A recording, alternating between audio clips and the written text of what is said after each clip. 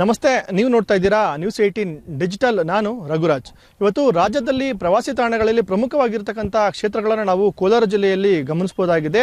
ಅದರಲ್ಲೂ ಪ್ರಮುಖವಾಗಿ ಕೋಲಾರ ಜಿಲ್ಲೆಯ ಮುಳಬಾಗಿಲು ತಾಲೂಕಿನ ಆವಣಿ ಬೆಟ್ಟದಲ್ಲಿ ನಡೆದಿರ್ತಕ್ಕಂಥ ಕೆಲವೊಂದು ಘಟನೆಗಳು ಖಂಡಿತ ಇವತ್ತಿಗೂ ನಮ್ಮ ಕಣ್ಣು ಮುಂದೆ ನಾವು ಕಾಣಬಹುದಾಗಿದೆ. ಏನು ಅಂತಂದರೆ, ರಾಮಾಯಣ ಕಾಲದಲ್ಲಿ ಸೀತೆಯನ್ನು ಶ್ರೀರಾಮನು ಇಲ್ಲಿ ಈ ಒಂದು ಪ್ರದೇಶಕ್ಕೆ ವನವಾಸಕ್ಕೆ ಅಂತ ಕಳಿಸಿದ್ರು. ತದನಂತರ ಸೀತಾಮಾತೆ ಇಬ್ಬರು ಮಕ್ಕಳಿಗೆ ಜನ್ಮವನ್ನು ಕೊಡ್ತಾರೆ. ಆ ಇಬ್ಬರು ಮಕ್ಕಳಿಗೂ ಕೂಡ ಇಲ್ಲೇ ಒಂದು ವಿದ್ಯಾಭ್ಯಾಸವನ್ನು ಮಹರ್ಷಿ ವಾಲ್ಮೀಕಿ ಅವರ ಒಂದು ಆಶ್ರಮದಲ್ಲಿ ಸೀತಾಮಾತೆ ಕೊಡಿಸಿದ್ರು ಅಂತಕ್ಕಂಥ ನಾವು ಕುರುಹುಗಳನ್ನು ಸಾಕಷ್ಟು ಇಲ್ಲಿ ಕಾಣಬಹುದಾಗಿರುತ್ತೆ.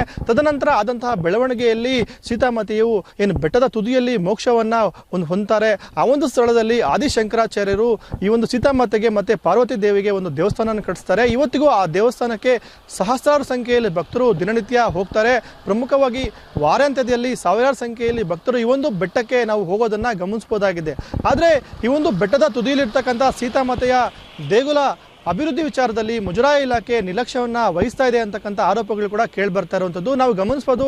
ಈ ಒಂದು ಸೀತಾಮಾತೆಯ ದೇಗುಲದ ಒಂದು ಮೇಲ್ಛಾವಣಿ ಏನಿದೆ ಕಂಪ್ಲೀಟ್ ಆಗಿ ಕಿತ್ತು ಬಂದಿರುವಂಥದ್ದು. ಜೊತೆಗೆ ಮಳೆಯಾದರೆ ಈ ಒಂದು ಮೇಲ್ಛಾವಣಿಯಿಂದ ನೀರು ಸೋರುತ್ತೆ. ಮತ್ತೆ ಒಂದು ಪೇಂಟಿಂಗ್ ಕೂಡ ಇದುವರೆಗೂ ಕೂಡ ಮುಜರಾಯಿ ಇಲಾಖೆ ಮಾಡಿಲ್ಲ ಅಂತಕ್ಕಂಥ ಒಂದು ಮಾತು ಕೂಡ ಇದೆ. ಇದೀಗ ಭಕ್ತರೊಬ್ಬರು ತಮ್ಮ ಒಂದು ಅವರ ಒಂದು ಸಹಾಯದಿಂದ ದೇವಸ್ಥಾನಕ್ಕೆ ಪೇಂಟಿಂಗ್ ಮಾಡುವಂಥ ಕೆಲಸವನ್ನು ಮಾಡ್ತಾ ಇದ್ದಾರೆ.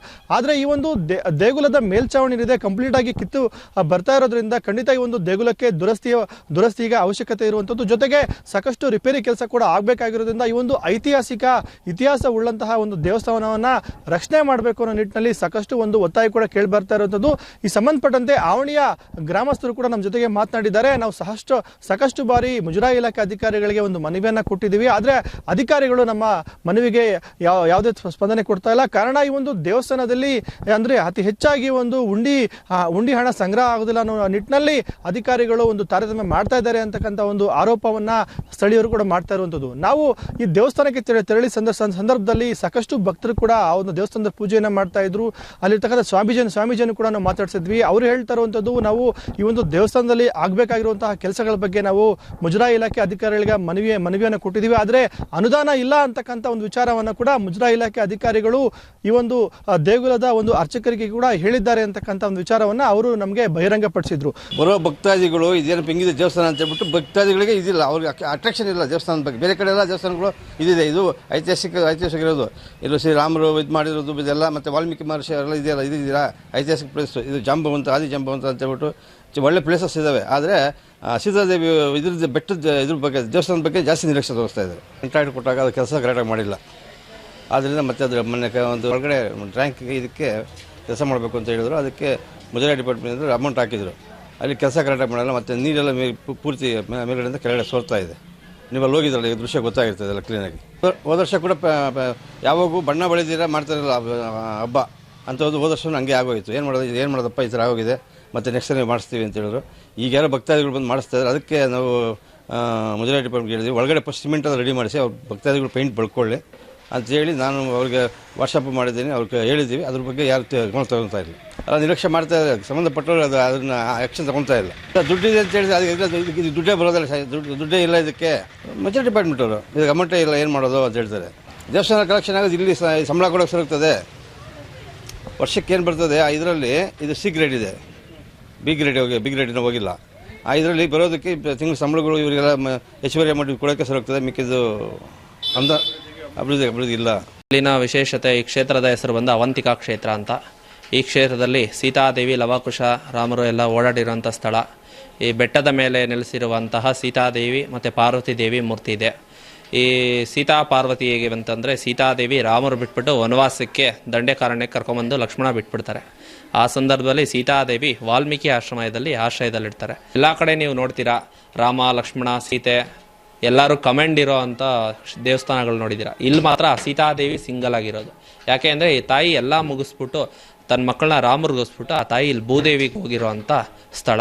ಅದಕ್ಕೆ ಅವಂತಿಕಾ ಕ್ಷೇತ್ರನ ಆವನಿ ಅಂತ ನಾಮಕರಣ ಮಾಡಿದ್ದಾರೆ.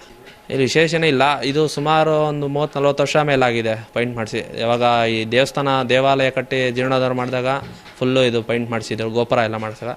ಇವಾಗ ಯಾರೋ ಭಕ್ತಾದಿಗಳು ಬಂದು ಈ ಥರ ಇದು ಮಾಡಿಸ್ಬೇಕು ಅಂತ ಅವರು ಹೇಳಿದರು. ಅದರಿಂದ ಮಾಡಿಸ್ಕೊಡ್ತಾ ಇದ್ದಾರೆ. ಅದೇ ತುಂಬ ಹಳೆ ದೇವಸ್ಥಾನ. ಸ್ವಲ್ಪ ಈ ಮಳೆ ಬಂದಾಗೆಲ್ಲ ಸೋರುತ್ತೆ. ಅದರಿಂದ ಅದೆಲ್ಲ ಸ್ವಲ್ಪ ಡ್ಯಾಮೇಜ್ ಆಗಿದೆ. ಆ ಕಾಲದಲ್ಲಿ ಮಣ್ಣಲ್ಲಿ ಕಟ್ಟಿರೋದು ಅದು. ಅದರಿಂದ ಇವಾಗ ಸಿಮೆಂಟು ಇಲ್ಲಿ ಬರೋಕ್ಕೂ ಇಲ್ಲಿ ಮೇಲತ್ತಿ ಫೆಸಿಲಿಟೀಸ್ ಏನೋ ತರಬೇಕಂದ್ರೂ ಐಟಮ್ಸ್ ಇದೆಲ್ಲ ತರೋಕ್ಕೂ ಸ್ವಲ್ಪ ಕಷ್ಟ ಇದೆ. ಅದಿನ್ನ ಮಾಡಬೇಕು, ಅದೇ ಅನುದಾನ ಇನ್ನೂ ಅದು ಆಗಿಲ್ಲ ಅಂತ ಇದು ಮಾಡ್ತಾಯಿದೆ. ಎಲ್ಲ ಸ್ವಲ್ಪ ಎಲ್ಲ ರಿಮೂವ್ ಆಗ್ತಾಯಿದೆ, ಎಲ್ಲ ದೇವಾಲಯ ಎಲ್ಲ ಸೋರ್ತಾ ಇದೆ.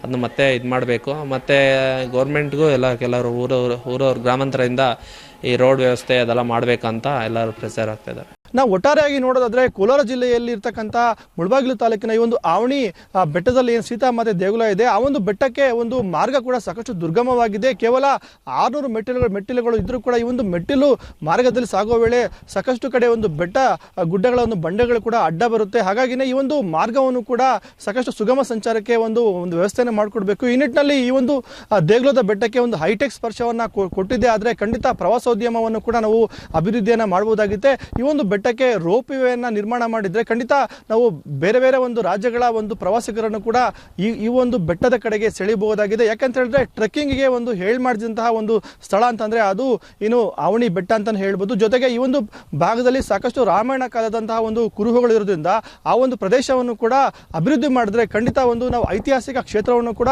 ಸಂರಕ್ಷಣೆ ಮಾಡಿದಂತಾಗುತ್ತೆ. ಜೊತೆಗೆ ಇಲ್ಲಿರ್ತಕ್ಕಂಥ ದೇಗುಲಕ್ಕೆ ನಾವು ಮೂಲಭೂತ ಸೌಕರ್ಯವನ್ನು ಕೊಟ್ಟರೆ ಖಂಡಿತ ಈ ಒಂದು ಇತಿಹಾಸ ಇರತಕ್ಕಂಥ ದೇವಸ್ಥಾನವನ್ನು ಮುಂದಿನ ಪೀಳಿಗೆ ಕೂಡ ನಾವು ತೋರಿಸಬಹುದಾಗಿದೆ ಅಂತಕ್ಕಂಥ ಒಂದು ವಿಚಾರವನ್ನ ಸ್ಥಳೀಯರು ಹೇಳ್ತಾ ಇರುವಂಥದ್ದು. ರಘುರಾಜ್, ನ್ಯೂಸ್ 18 ಕೋಲಾರ.